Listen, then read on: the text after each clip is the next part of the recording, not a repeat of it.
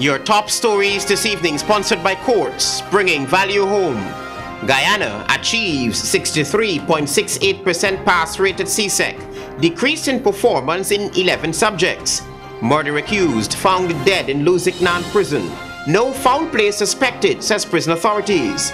GRA collects $4 billion in arrears at mid-year 2017, collections way ahead of 2016. And Lethem contractor arrested following illegal aircraft discovery. HGP Nightly News begins now.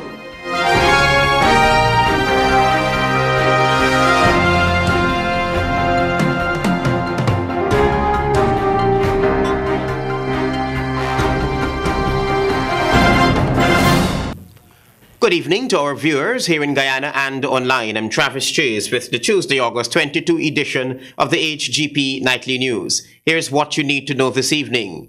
Javon Vickery opens our broadcast this evening. You will hear from him that despite a minor increase in the overall performance at this year's CSEC, 11 subjects, including areas of science and English, have seen a decrease in performance. Education officials believe that the work of improvement has just begun. The results of passes in biology, English language, literature, geography, integrated science, physics, social studies, Spanish, visual arts, human and social biology, and additional mathematics did not measure up to the performance of students at last year's examinations. The results reveal a 2.21 decrease in performance in English language when compared with the previous year. The results also reveal a 16% reduction in literature and another decrease of 18.8% in biology. In the area of mathematics, Guyana recorded a 1% increase compared with the previous year. When asked by Nightly News about the millions already spent by the ministry to improve the level of performance at exams such as CSEC, Minister of Education Nicolette Henry shared these views. Not $1 is lost that we have invested in education. And even though we didn't get 100% passes, I think that the students that wrote would have learned something, and that the teachers too would have learned something that they can do to improve performances moving forward. So I wouldn't put it that way to say because we didn't get 100% pass that money was lost. Minister Henry further noted that based on the performance in key subjects such as English and mathematics, the Ministry of Education will now have to seek ways to ensure that prevailing issues are rectified. We've not launched specific interventions to deal either with mathematics or English in 2017 or 2016. Given these results, we will definitely have to focus on those areas and other areas too, because those weren't the only two areas, but those are the two most important areas that we need to focus on to ensure that we're getting the best results for the amount of dollars that we're investing. But we couldn't just look at it in the context of, if someone doesn't pass, then it was not a good use of government. Guyana achieved the 63.68 pass rate with grades 1 to 3, as against 63.39 in 2016. 100% passes were recorded in areas of music and theater arts. Javon Vickery, HGP Nightly News. Thank you, Javon. Meanwhile, 2017 top CSEC and CAPE performance say their aim is to let their peers know that education has no boundaries. Here's Ayana George with more. Unlike the National Grade 6 assessment, public schools dominated this year's CSEC examination. This year, CSEC top performer is a Queen's College student who attained 26 subjects, 25 ones and 1 grade 2. Here is Michael Bhopal, 2017 CSEC top performer, who also topped his school in the 2012 National Grade 6 assessment. You need to be consistent in your preparation. You need to have the correct resources in order, and you need to cooperate with your teachers because they do help you throughout the process. They help goes a far way. So you just need, and consistency is key in preparing for this particular examination or any other examination. He aspires one day to become a professor in the field of science. Sean Shuram from St. Rose's High School came in number 1 for the CAPE examination 2017. I am interested in pursuing a degree in law. So currently I'm awaiting for any opportunities in terms of scholarships and sponsorships. But if I do not get those, I'm furthering my studies in Eugene. The Ministry of Education on Tuesday released the results at a function during which the top 15 students and their relatives were greeted with the excellent news. Some of the top schools were Queen's College, Saraswati Vidya Nakitan, Anna Regina Secondary School, Tagore High, ISA Islamic, and Marian Academy. From NSERD Kingston, reporting for HGP Nightly News, Ayana George. Executive members of the Alliance for Change are unperturbed by ExxonMobil's alleged track record in several development countries. The AFC wants Guyanese to have a positive rather than negative outlook of things in the oil and gas sector. Gordon James reports. The Alliance for Change says it is positive and confident working with ExxonMobil, the oil company that is currently conducting exploratory work offshore Guyana. The party's comments came after questions were raised about the company's alleged track record in some African nations, particularly in Chad, where ExxonMobil was ordered by the courts to pay that country its royalties, but failed to do so. We must not allow those theoretical, hypothetical cases, and also, as you said, factual cases of Chad and so on, to not allow us to proceed in the cusp of great things with, the finances and revenues that could come in an oil sector. And to just feel that, okay, Exxon was a bad guy from some time ago in historical circumstances with Chad or with Guinea or wheresoever, that Guyana, well, we must put a halt on the thing. No, I think that will be rather not sensible or reasonable in the circumstances. Chairman of the Alliance for Change, Kemraj Ramjitan, also lending her voice to the issue was executive member of the party, Minister of Telecommunications, Cathy Hughes, who believes that an objective view of the issue has to be taken. She is taking a Shakespearean position by turning to the popular quote in reference to ExxonMobil's corporate reputation by suggesting that, I quote, "the evil that men do lives after them, while the good is often interred with their bones," unquote. And my worry is that, and it came to light yesterday when I was speaking with a Trinidadian executive, and his comment was that this is amazing. This is the best thing that has happened to Guyana, and all the conversation is about Guyana is going to be like the few nations that let this just go to pot. The assumption that we are pushing out there every day is that we got problems, this government is weak, and all the oil money gonna get thief. And we're not, there's no guarantee. There's no real suggestion at this point in time that upholds that argument. Minister Hughes wants the media to have an objective view so that the population can have the same and start thinking along the lines of development. Business Minister Dominic Gaskin said that the AFC and the government are confident working with ExxonMobil and are optimistic about positive outcomes. Exxon is a fairly reputable company as far as oil companies go, and we could have, as they put it, done a lot worse. And I take comfort from that because I know we could have done a lot worse. I've seen us do a lot worse. So we know what we've just come out of with a number of companies that were operating here with huge forestry concessions and so. So I know we could have done a lot worse. So I don't know why we're agonizing over doing business with a large international company. Royden James, HGP Nightly News. Thank you, Royden. The Presidential Commission of Inquiry into Ancestral Lands has begun to piece together the jigsaw puzzle of land ownership in Guyana, but the Commission begs the input of villagers who have information about ancestral lands. Here's more.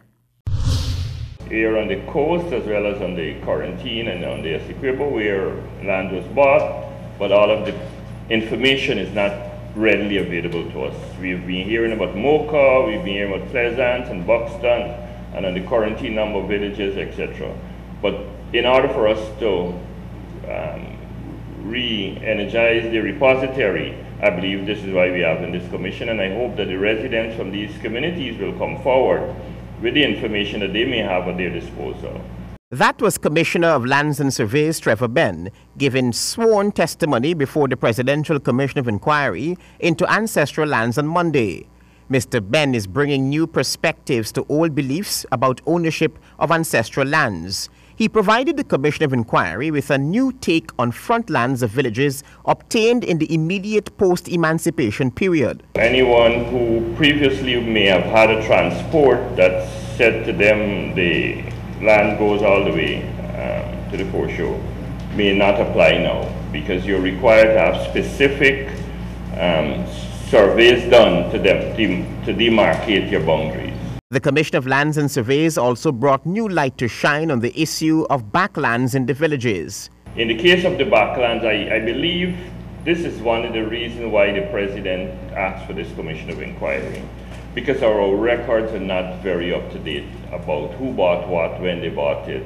Some information is out there, and some of that is in the descendants of the people who bought, but not necessarily in the government's repository. So it is hoped that that sort of information will come out and help us to be guided as how to deal with those outstanding issues in relation to ownership. One unusual revelation was that a plethora of agencies have some sort of authority over public lands, and that's one of the issues the Commission of Inquiry is expected to fix.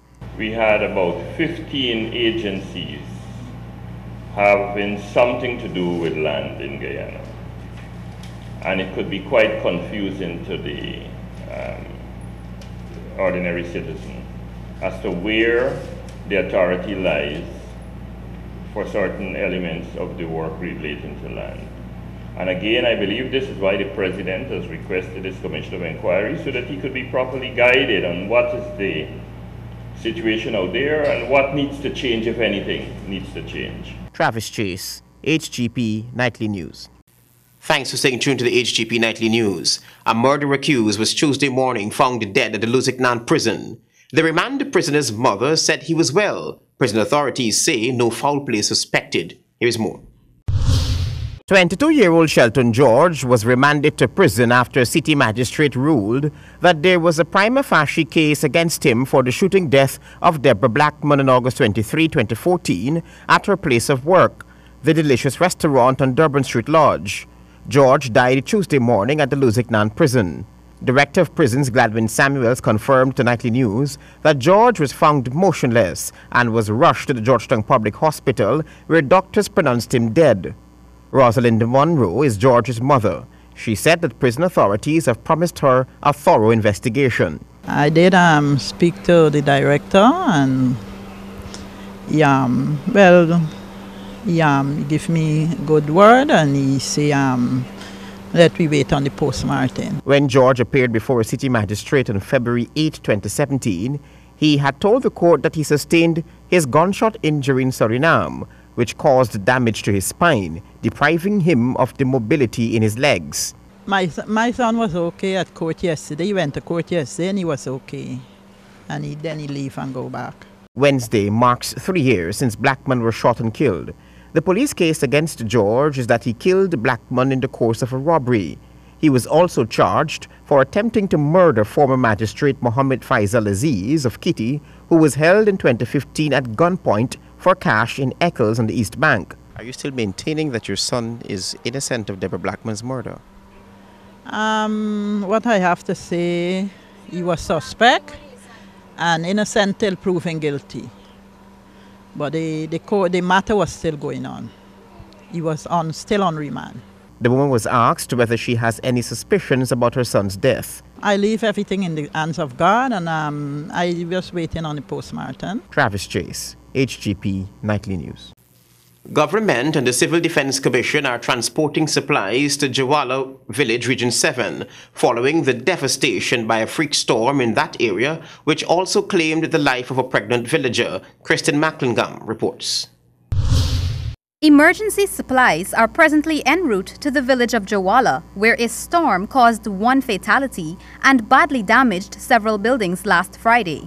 This has been confirmed by Minister within the Ministry of Indigenous Peoples Affairs, Valerie Garrido-Low. We understand also that 4 homes were completely destroyed, while 5 others are partly damaged. And damage has been done to your community center and 6 other public buildings, including 2 shops.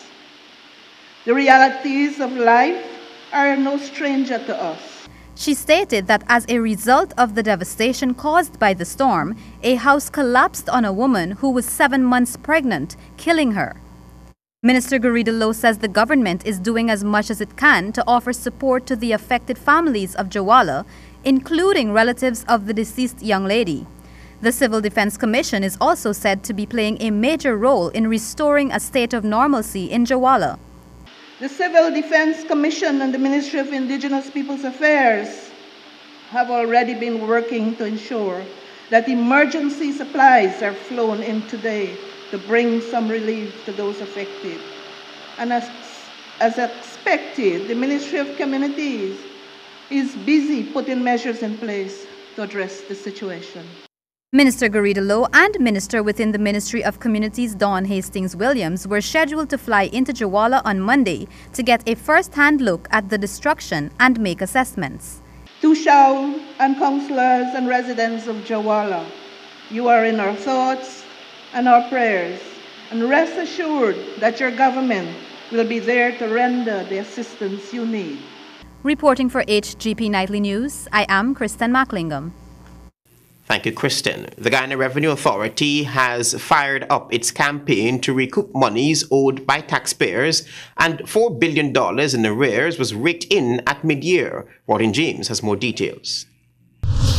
The Guyana Revenue Authority has been pulling all stops to ensure that monies owed to the Treasury are collected. Commissioner General of the authority, Mr. Godfrey Stacia, recently disclosed that at half-year, the revenue collection body was not doing badly on that front. If you look at the half-yearly report from the Ministry of Finance, you will see that over $4 billion have been collected in arrears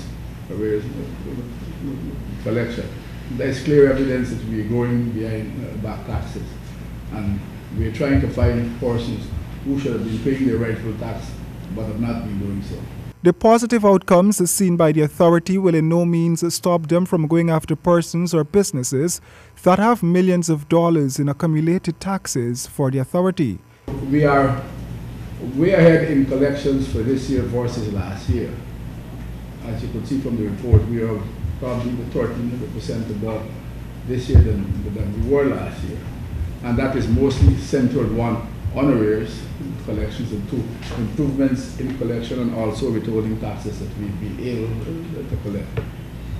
Early this year, Mr. Stacia had announced that VAT revenues are down by 10% compared with the same period last year. However, this was attributed to slashing the VAT rate from 16% to 14%. According to Mr. Stacia then, the authority had expected that the revenue collection would go down based on the rate deduction by some 12.5%. In the meantime, the GRA Commissioner General had said the tax collection body is working assiduously to ensure that businesses and individuals are tax compliant. Only recently, it was revealed that work of a special enforcement team has resulted in scores of city businesses being made to register for the payment of VAT. Royden James, HGP Nightly News. Thank you, Royden. We provide you now with an update on developments regarding that illegal aircraft that was recently discovered in the Rupununi. A Lethem contractor has been arrested for questioning by the special police team investigating that Brazilian registered Beechcraft plane, which was found in Guyana's North Rupununi on Sunday, August 13, 2017.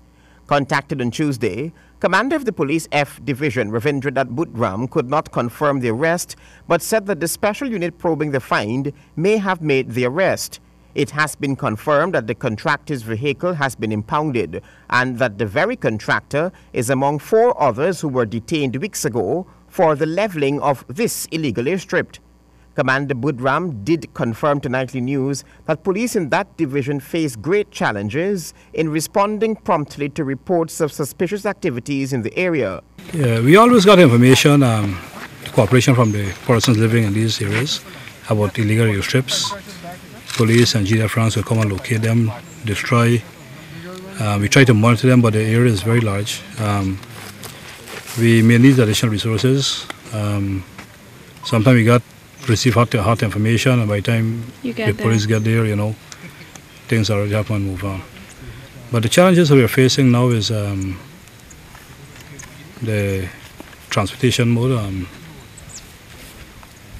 on land and air. If that can be enhanced, we will be able to do much better than we did yesterday. Crime Chief Wendell Blanham confirmed that they have asked the international police organization Interpol for help about the aircraft. The plane's last registered owner, as seen by Nightly News, is a Brazilian commercial bank. Travis Chase, HGP Nightly News. You're watching the HGP Nightly News. A report presented to President Granger by the Coffee 25 group revealed that African Guyanese youths feel they are discriminated against in this country. The organization called on the president to establish and in some instances re-establish critical organizations through which youths and African Guyanese can derive benefit. Rodin James has more details.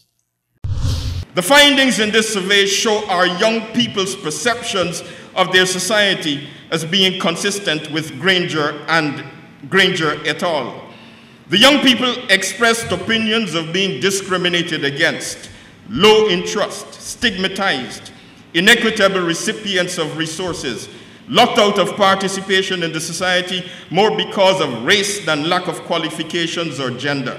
Mr. Jonathan Adams, chairman of the State of African Guyanese Forum. Mr. Adams expressed the opinion that Afro-Guyanese, particularly youths, had been locked out of the good life over the years. He said while all governments have responsibility to be the government of all Guyana, this government must ensure that its promises to the African community are fulfilled. The organization also made its demand. The granting of license for financial institutions, such as banks, etc., which will facilitate Africans in Guyana access to capital, is of great importance. The issuance of tax holidays and other concessions from institutions such as Go Invest are necessary. An absolute premium is to be placed on the principles of inclusiveness and full and prior consultation and full agreement in the actions designated for the decade and beyond. Mr. Adams called on the President to establish and fully fund a secretariat which will look into the interests of African Guyanese. The National Tushao Council has made similar calls for a secretariat which will look into indigenous issues. The Secretariat will then initiate necessary studies to ascertain the conditions of Africans in various communities, even as it initiates a widespread and concerted education program in African communities on the decade and its potential to impact African strengths, weaknesses, opportunities, and threats. The President was hailed for the establishment of the Land Commission of Inquiry, and it is the hope of the African Guyanese groups that their recommendations would be speedily implemented. Royden James, HGP Nightly News. Thank you, Royden. There must be a reduction in environmental hazards in the hinterland and riverine communities in order to create the conditions for better living and healthier lifestyles among residents. Kristen Macklingam has more details in this report.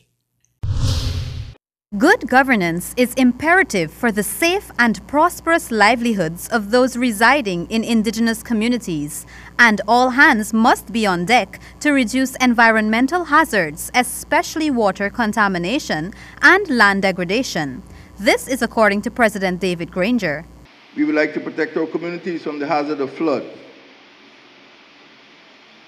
We know that swollen rivers recently inundated communities in the Cuyuni-Mazruni, Patara-Siparuni, and Rupununi regions.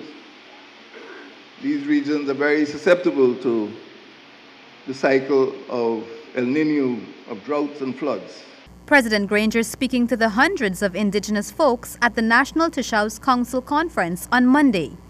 President Granger noted that focus needs to be placed on the prevention of pollution of rivers in those locations, since they are utilized for many purposes by the village folks. Pollution caused by reckless mining and logging threatens the lives and the livelihood of our people and their communities.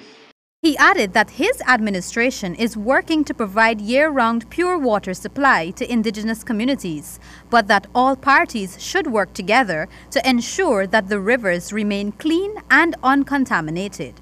Reporting for HGP Nightly News, I am Kristen Macklingam. Thank you, Kristen. The Ministry of Social Protection Elderly Homes Visiting Committee is calling for infrastructural development, trained and qualified staff in elderly homes. Anna George reports. The Ministry of Social Protection Elderly Home Visiting Committee was launched in May 2017 with the primary purpose of ensuring that elderly care facilities are maintaining the ministry's minimum standards care for the elderly. Director of Social Services Wentworth Tanner explains more about the Visiting Committee's work thus far. We were able to visit 8 homes so far. I think there's 8 of 20 registered homes. Across the region? Well, across the country. Where? Well, most of them are either located in Georgetown or on the East Coast.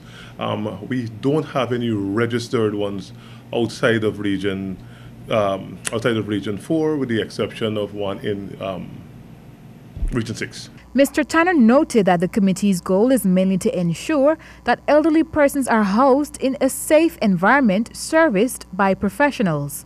Safety is very big on our agenda.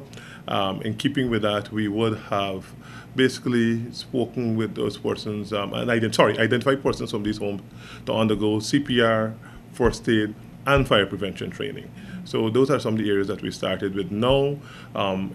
After this, we are also going to be working with these homes to deal with their nutrition and menu planning. He noted that the Ministry of Social Protection works side by side with the senior citizens' homes to improve the livelihood of Guyana's elders. However, given the prevailing circumstances and some of the limitations that these homes have, I know that they are doing their best. A lot of these homes are really trying. Many of these homes, they're really restricted by the lack of finances. The amount that our seniors are required to pay, I guess the charge based on the affordability. And our seniors, as most people would recognize, are not able to afford quite a lot. And based on that, it also limits what these homes can do. That's why I think it has to be not only a partnership between government and these homes, but we also have to bring in corporate society. Reporting for HGP Nightly News, Ayana George.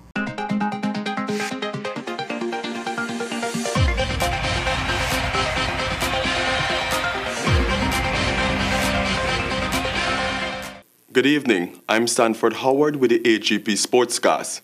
We tell you now in cricket.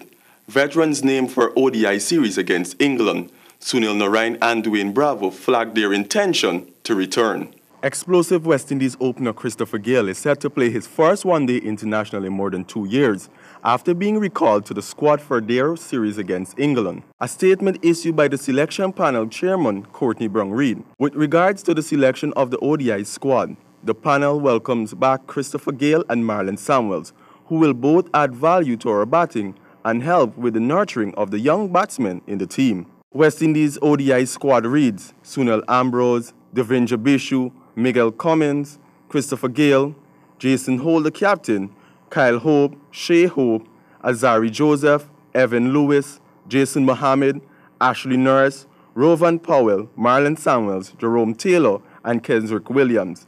The 5-match one-day series starts on September 13. More cricket news.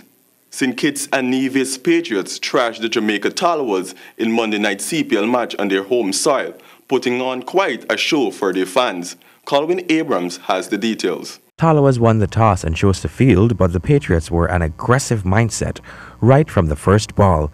Chris Gayle and Evan Lewis helped the Patriots amass a score of 208. Their partnership ended when Lewis was caught by Sangaka outside leg stump in the 12th over. Carlos Brathwaite and Mohamed Nabi followed, assisting Gayle in the remaining overs to take the score past 200, a first time in this year's CPL tournament. No mercy was shown by Patriots in their intent to hold their second position on the leaderboard. It was now time for the Tallawahs to get the record runs set by the Patriots. All their batsmen showed the eagerness to chase the target right from the start, but they were just not able to connect with the required frequency. Glenn Phillips and Trevon Griffith's partnership seemed to push the Tallawahs' run rate to just close to 10 until Griffith was caught in the 8th over, and also Phillips followed him to the pavilion in the 10th. The Tallawahs were unable to keep their run rate up or even keep batsmen in the crease for long enough periods. In the end, the Tallawahs' innings closed at 171 for 7. The Patriots won by 37 runs. For the HGP Sports, Colwyn Abrams. Let's turn our attention to swimming. Team Guyana excelled at the recently held 23rd Goodwill Games, carting off 58 medals and earning third place in the meet held last weekend at the National Aquatic Center, Liliendal. Here is Colwyn Abrams with the details. When the curtains came down at the end of the meet, Guyana had amassed 58 medals and finished on 868.5 points. Trinidad and Tobago successfully retained their title as the winning team, and Suriname followed closely in second place. Trinidad and Tobago finished with an impressive 1,322 points, while Suriname trailed with 1,289 points. The Bahamas came in fourth with 805 points, Barbados 445, St. Lucia 314.5 points, and Grenada 20 points. Guyana's impeccable team selection could not have been more proud with their 21 golds, 18 silvers, and 19 bronze medals. The star duo, 12-year-old Leon Seaton and 10-year-old Akila Prasad, steamed up the pool and dominated their respective categories. Seaton broke 4 records: the 100-meter freestyle with 58.19 seconds, 50-meter freestyle 26.18 seconds, 50-meter butterfly 29.20 seconds, and the 50-meter backstroke with 31.72 seconds. He captured 8 medals. These were 100-meter freestyle gold, 100-meter backstroke gold, 200 meters medley gold, 50-meter freestyle gold, 50-meter butterfly gold, 200 meters freestyle gold, 50 meters backstroke gold, and 100-meter butterfly gold. Seaton attributed his success to hard work in training as he pushed himself. Akila Prasad also mastered her age category by cupping 10 medals: 100-meter freestyle gold, 50-meter backstroke silver, 100-meter backstroke silver, 100-meter medley gold, 50-meter freestyle gold, 100-meter backstroke gold, 50-meter butterfly gold, 200-meter freestyle gold, 50-meter backstroke gold, and 100-meter butterfly gold. The Land of Many Waters performed exceedingly in the water this year. For the HGP Sports, Colwyn Abrams. And finally, in basketball, Georgetown Amateur Basketball Association Power 8 Malta Supreme Rainforest Waters first, second, and under-23 league continued at the Burnham Court on Sunday with 3 games. Bounty Colts in their under-23 encounter defeated Pleasance Guardians. UG Trojans triumphed over Sonics, and Colts First Division nipped past Cobras. Detailed in this report. Game 1 was a low-scoring encounter between Bounty Colts under-23 and Pleasance Guardians, with Bounty Colts winning 63-53. Top scorer for Colts was Timothy Thompson, with yet another game high of 27 points, and captain Daniel Ramnagan with 8 points. Game 2 was a more energetic encounter between UG Trojans, who dismantled Sonics in their second division game. Trojans commanded the game from jump ball and left Sonics in the dust 75-48. Top scorer for the UG Trojans was Kadeem Pekin with 25 points and Denzel Ross with 15 points. Colts in their first division encounter against Cobras ended in a nail-biter 74-71. Captain Sharon Thomas led from the front for his team with a game high of 37 points, and Davis Conisway 16 points. And that has brought us to the end of this evening's Sportscast. Back to you, Travis.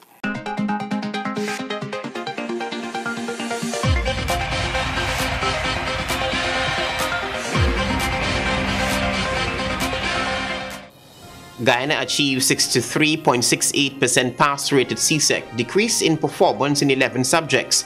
Murder accused found dead in Lusignan prison, no foul play suspected, says prison authorities. GRA collects $4 billion in arrears at mid-year. 2017 collections way ahead of 2016. And Lethem contractor arrested following illegal aircraft discovery. Those were our major headlines. For these stories and more, you can go to our website. It's www.hgptv.com. I'm Travis Chase. Thanks for watching. Goodbye.